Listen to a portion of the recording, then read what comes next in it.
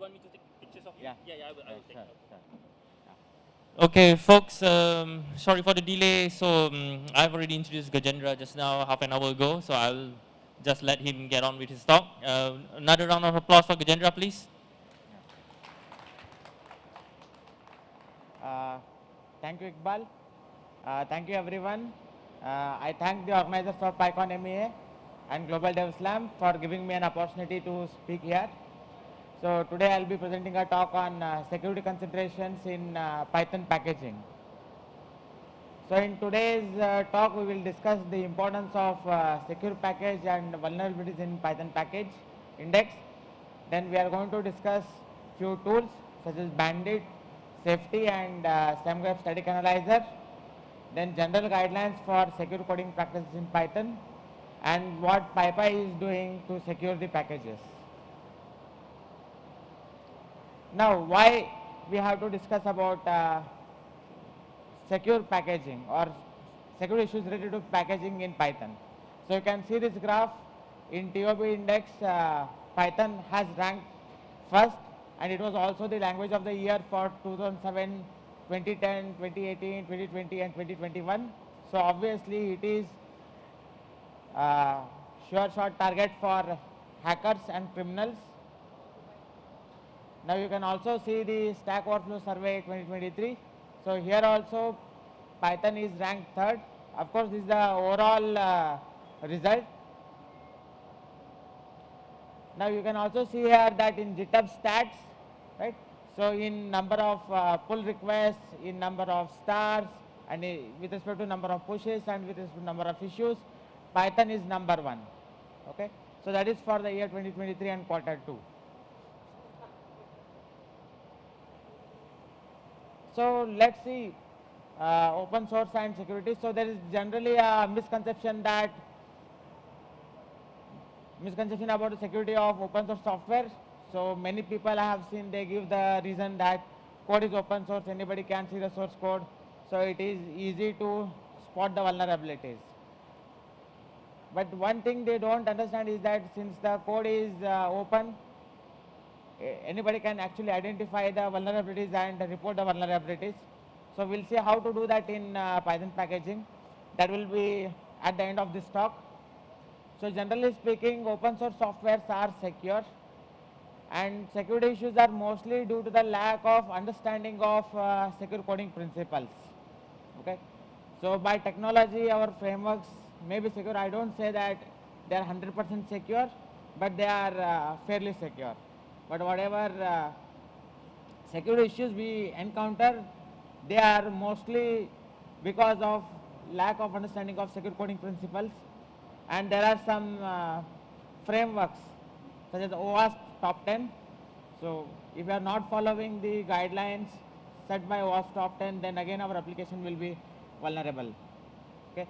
So we can say that Python is secure, but the vulnerabilities may be present in packages because it's not sure how many package developers are following secure coding principles. Okay. Of course, standard packages, they are continuously working and they are striving hard to make their package secure. Then importance of secure package. So security is very costly affair. So insecure package will make your application vulnerable and prone to external threats. So if the package is vulnerable, it's going to affect all the applications which are using that particular package. Compromised and unauthorized disclosure of information may result into the damage of personal reputation, company reputation, and it may also result into financial losses. So you may end up in losing trust, you may end up in losing clients. So unsecure code may also damage the systems of users, and sometimes it may also lead to physical damage. Now there are some news articles. I have included the links of these recent articles in last 1 or 2 years. Okay. So if you read these articles, you will understand what are the security issues recently encountered with respect to PyPy. So you can see here that on 16 June 2023, there was an article published by Checkpoint. So it says that PyPy suspends new registrations after malicious Python script attack. Then on 1st June 2023, the Hacker News published an article So it says that malicious PyPy packages using compiled Python code to bypass detection. Then on 23rd May, so Dark Reading has published an article. It says that PyPy shuts down over a weekend. Says incident was overblown. Then similarly, there was a PyPy attack targeting of the repository, shows no sign of stopping. So again, this was written by itpro.com. Then there were some malware infections with respect to Python wheel files via PyPy distribution. So it was again reported by SC magazine. Then the Register has published an article on 9th Jan 2023. So it says that Python package index found stuffed with AWS keys and malware. So in 2021 also there were few articles so which had disclosed vulnerabilities. For example, Ports figure, it identified the dependency confusion attack mounted via PyPy repository exposes flawed package installer behavior. Then JFrog published an article which detected malicious PyPy packages stealing credit cards and injection code. Then similarly, there was a potential remote code execution in PyPy and supply chain flaws were found in Python package repository. So you can go through these links later to get more information about the issues. So now let us discuss a few tools which will help us to discover these vulnerabilities. So first one is Bandit. So it's a tool designed to find common security issues in Python code. So to do this, Bandit processes each file, builds an abstract syntax tree from it and runs appropriate plugins. So there is a list of plugins. We'll see what are these plugins. And once Bandit has finished scanning all the files, it generates a report. Okay. So you can install using pip or some other package manager, and you can run Bandit against a code repository. Okay. So you have to use -r switch and specify the code path. So this code path can be even GitHub repository. Even now, GitHub allows us to scan our Python code for security vulnerabilities. Then you can also run Bandit with specific profiles. So to run Bandit with specific profiles, we have to make use of -p switch and specify a profile. So here we are running, or here we want to run our code against shell injection profile. Then we can also run Bandit with standard input. So for that you specify the imports file and use pipe and supply the content of imports.py as input to Bandit. Now you can also make use of Bandit and use here baseline argument. So this is useful if you want to ignore the known vulnerabilities and believe that they are non-issues. For example, clear text password in unit test or a default password. So we know that they are non-issues because we just want to make sure that our application works. The focus is not to check for security vulnerabilities at that time. Okay. To generate a baseline report, simply run Bandit with the output format set to JSON and specify the path to output file. Now to write a test, you need to follow the steps mentioned on this slide. So first one is identify a vulnerability to build a test for and create a new file in examples folder that contains one or more cases of that vulnerability. Then consider the vulnerability you are testing for, mark the function with one or more of the appropriate decorators. For example, you can use add checks call, add checks import and import from, and add checks string. Then create a new Python source file to contain your test. Then the function that you create should take parameter context, which is an instance of the context class. You can query for information about the current element being examined. So you can also get the raw AST node for more advanced use cases, and you can specify the context here. Extend your Bandit configuration file as needed to support your new test. Then execute Bandit against the test file you defined in examples folder and ensure that it detects the vulnerability. So consider variations on how this vulnerability might present itself and extend the example file and test the function accordingly. So these are the Bandit plugin ID groupings. So it starts with B and the digit series. So B1 series is miscellaneous test, B2 series is application or framework misconfiguration, B3 and B4 it consists of denied list of calls and imports, then B5 series consists of cryptography, B6 series consists of injection vulnerabilities, and B7 consists of XSS, that is cross-site scripting vulnerabilities. So on this slide you can see the different Bandit test plugins. So you can see the code here B101, B102, B103 and so on. And we can see here some of the plugins. For example, B103, that means it's going to check whether the bad file permissions are set. Okay. In security we need to understand here is that the most important thing here is to gather the information about the target. Okay. So if your application, if your package reveals more and more information about itself, then that means it's going to become more vulnerable. So as a security guy, what you have to do is you have to make sure that you don't reveal much information about the package. So we have to try to hide, we have to try to restrict the information about our package. Okay. Then we are going to also check whether the passwords are hard coded, whether the passwords are default.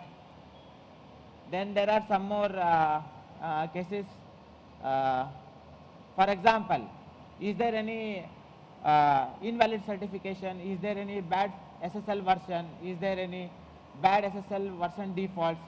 Is there any no version specified here? Is there any SSH with no host key verification?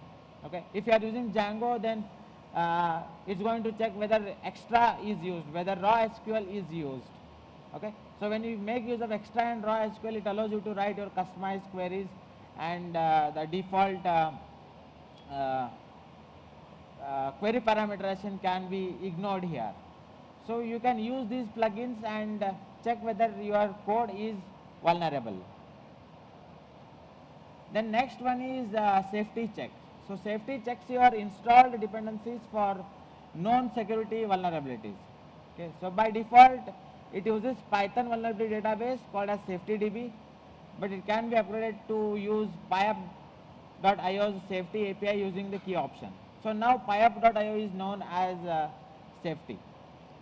So you can install a safety package by using pip install safety. You can also test safety working of safety package by installing insecure package. So name of the package itself is insecure package. Okay. Now to check your currently selected virtual environment for dependencies with known security vulnerabilities, so run the command safety check.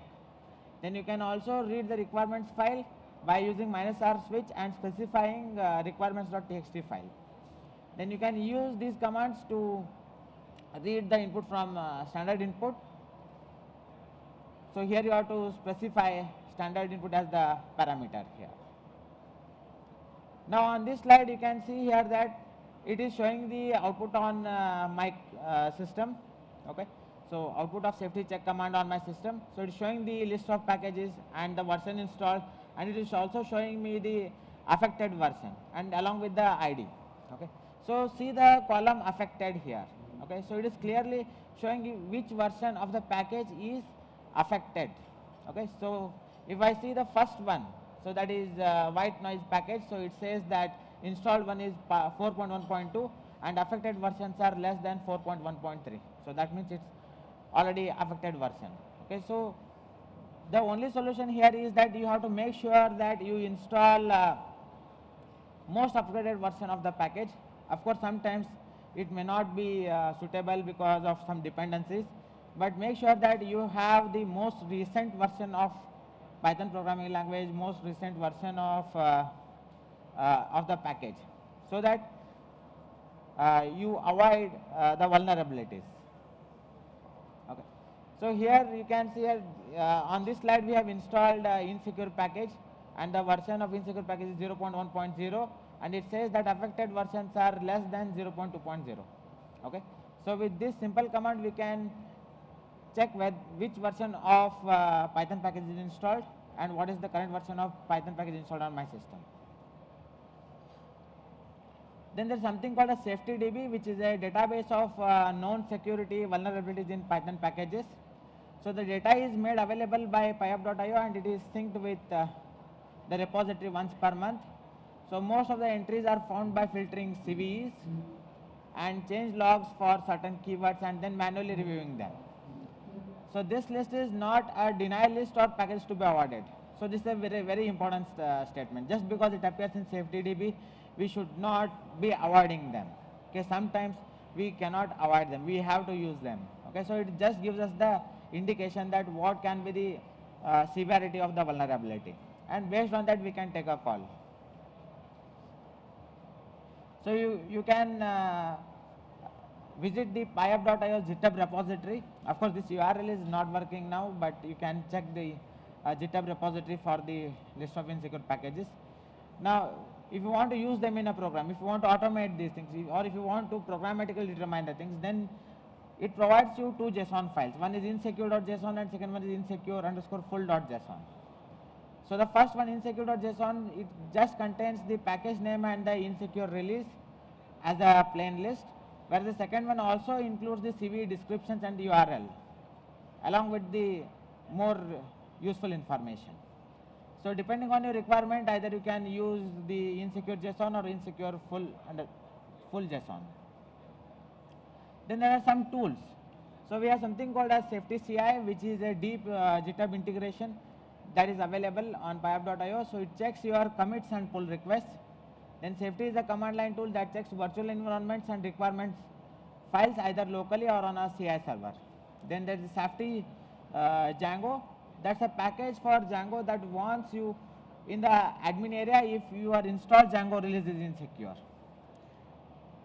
Then you have something called as pre-commit hook.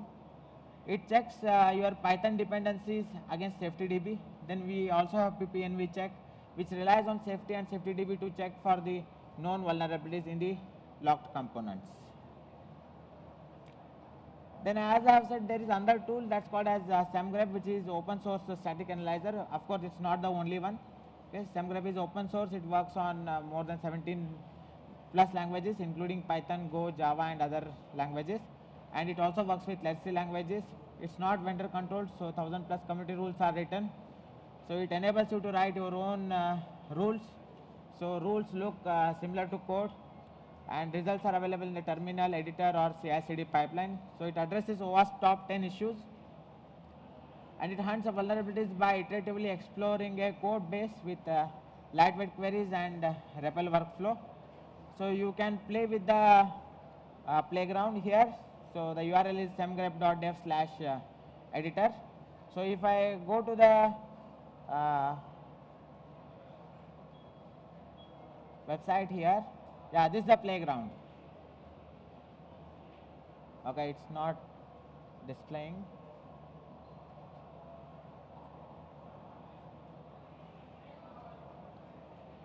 Yeah, fine. So it's displaying now.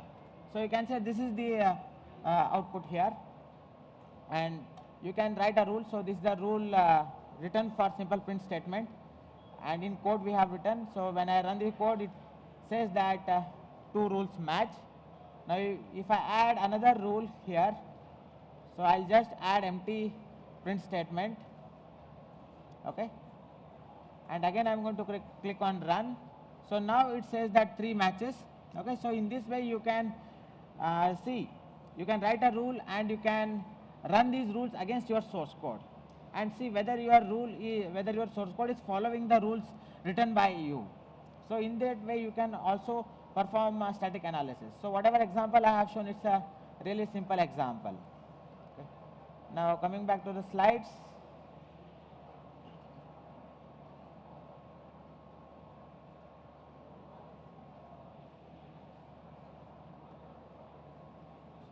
Okay. Now there are some PyPy security updates. Okay. So on so you can find these articles on PyPy's official blog. So there it is announced on 22/6/2023 that the launch of PyPy malware reporting and response project. Okay. So this is a very important development with respect to PyPy. Then second one is removing PGP from PyPy. So earlier PyPy had allowed to sign the Python packages using PGP keys, but not many people were using the PGP keys. So now they have removed PGP. Okay. So by the end of 2023, it will be removed completely. Even if you use PGP, it will be of no use. So instead of that, so what PyPy is saying us is that use two-factor authentication to secure your PyPy accounts. Okay. So that's the recent development. And you can find all these articles, you can find even more articles on blog.pypy.org. Then PyPy also allows us to report a security issue. Okay. So you can see here that the content written in the red box, that is very, very important. Okay. So it says that if you believe you have identified a security issue with PyPy, do not report the issue in any public forum, including but not limited to. So they have said that you should not report them on their GitHub issue tracker, official or unofficial chat channels, and official or unofficial mailing lists. Instead, you can write a mail to them, right? The mail ID is security@pypy.org. So if you encounter any security issues, you can directly write the mail.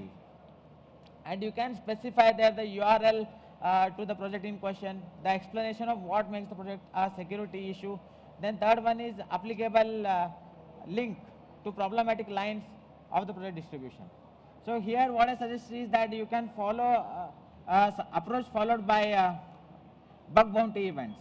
Okay. So you can write the step-by-step procedure how they can recreate the bug or vulnerability on their side, and write the more detailed report and send them to the email ID mentioned here. Yeah, and there is one more link here. So that is something called inspector.pypy.org. So let's see what is it here. Okay. So when you type the URL, that is inspector.pypy.io, and you can specify the package name here. So I have specified the package name called as insecure-package. Okay. And I'm going to click on submit button now. Now you can see here it is showing the path of the package. So it's showing the different versions. So it has only one version here, but if you specify packages like NumPy, SciPy, or some other standard package, you will get a huge list. So I'll click on the folder. So now it is showing me the wheel file and also other things. So let me click on that. Now you can see here, you can see all the files related to the package. Okay, so here all the files related to insecure package are stored. Now if I click on insecure package.py file, now it is showing the source code here, and it is also showing a link, report malicious package. So you can read the source code here, right? It really shows the source code, the complete source code, and if you find that that particular code block has a vulnerability, has a security issue, right? Then you can click on report malicious package, and it takes you to the email, and you can write email there and specify the details of the issue. Okay, so now again coming back to the presentation. Okay. Then this is the last slide, that is general guidelines. So if you are a package maintainer, then ensure that the package you are maintaining is secure and practice secure coding principles. Okay. As an application developer, follow secure coding principles while writing code. So use tools to check vulnerabilities before using them in your projects. Then periodically scan your environment. Okay. That's because you may have some outdated packages, or some packages may require updates and upgrades. Okay. So if there are any updates and upgrades, you can update and upgrade them. Then use two-factor authentication, okay, for securing your PyPy packages. Then scan packages before upgrading. Then ensure that you install code from trusted source. That is, install from official sources only. Don't install from unofficial sources. Thank you, everyone. If there are any questions, we can take up. Okay, we still have a few more minutes before we go on to the next speaker. Do you have any questions, security questions, or a better way to report security issues for Gajendra?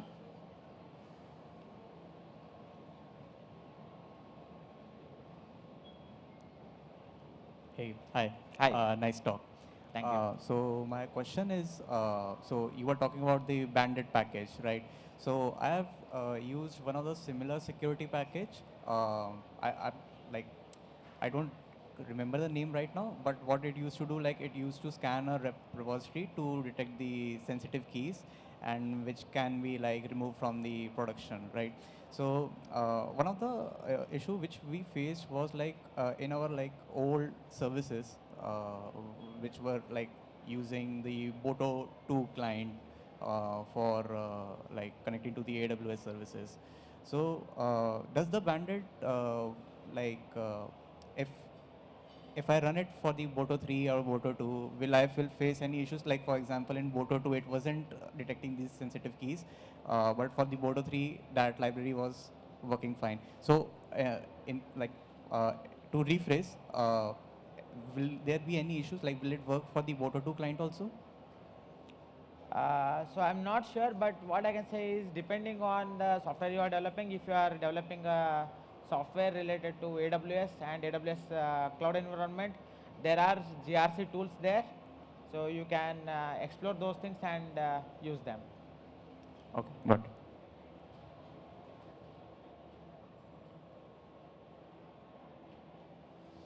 Any other questions for Gajendra?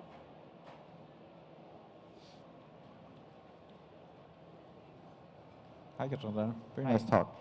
Thank you. Is PyPI gonna flag insecure packages on the web UI somehow in the future? I'm not getting. The question is whether, because you showed ways of identifying insecure packages that you might have installed in the requirements, or via the requirements. The question is whether PyPI itself is going to flag those insecure packages in the web UI when you go to the PyPI website. I have no idea about it. But I think there are some details on PyPy's official blog. There are some initiatives, but whether they are going to flag a particular package, I am not sure. But PyPy is doing lots of efforts. Okay, thank you.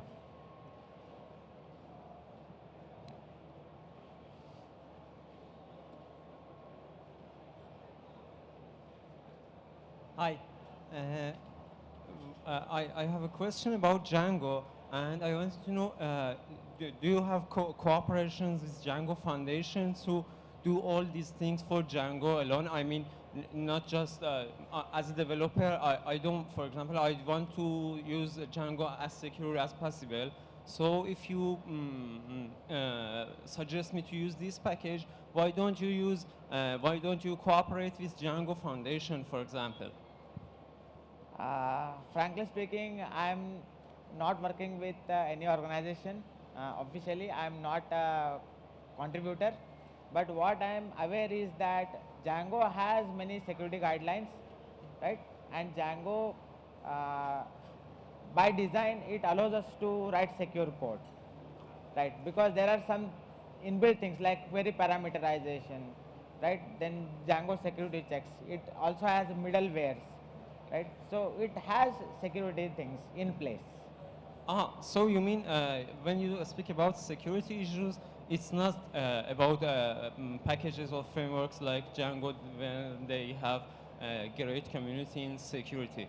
Mostly you mean the packages we don't know about them, how they are developing the securities, yeah? Yeah, so when we see security here, there are two aspects. One is the package security, and second one is the application developed using those packages. Your package may be secure, but the person who is using the package and developing the application, if he is or she is not aware of security best practices, then again, still your application will be vulnerable. Thank you. Yeah, welcome. We have 2 more minutes left. So just one question from me, Gajendra, actually, Yeah. if I may. So listening to your talk, I was just remembered. I recall news I saw. I think around early October, there were like 200 packages, Python packages that was compromised, and they were stealing data such as like crypto, wallet, keys, and stuff. Right. the techniques that they're covering up their tracks are getting more and more sophisticated, like obfuscation. What are your thoughts on that? I mean, it's a wide question, but I just wanted to know. Related to crypto? Yeah, what are your thoughts on that? How do we prevent that?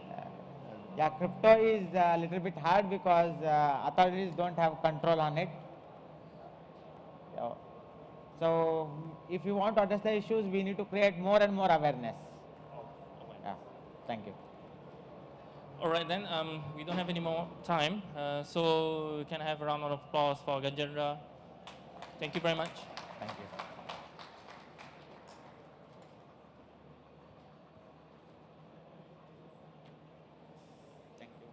Thanks, good job. Yeah. I wanted to ask you later on.